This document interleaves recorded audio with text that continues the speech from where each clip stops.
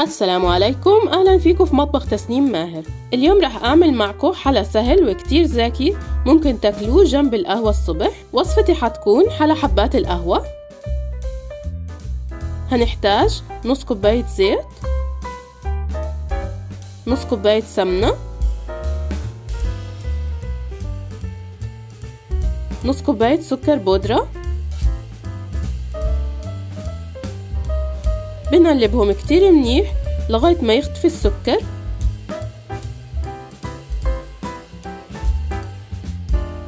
بنضيف لهم 3 معالق ونص كاكاو،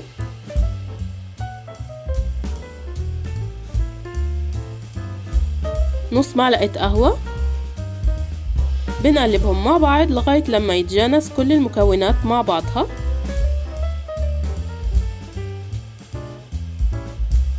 بنضيف لطحين 2.5 كوباية طحين،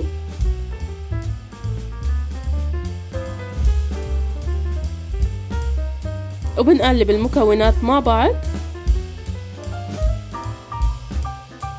وحاولوا ما تعجنوهاش كتير، بس لغاية لما يدخل الطحين ويتجانس مع باقي المكونات.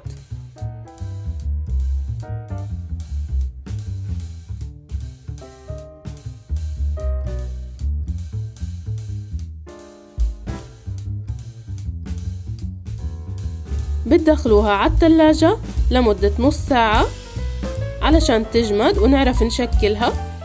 بعد نص ساعة بنكورها وبنشكلها على شكل حبات القهوة، وبنعمل خط من النص على شكل حبات القهوة، وبنخبزها على فرن محمى على أعلى درجة حرارة موجودة. بتاخد من 10 دقايق لربع ساعة على حسب حرارة فرنكم. وهيك بنكون عملنا أحلى حلا جنب فنجان القهوة الصبح. وصحتين وألف هنا.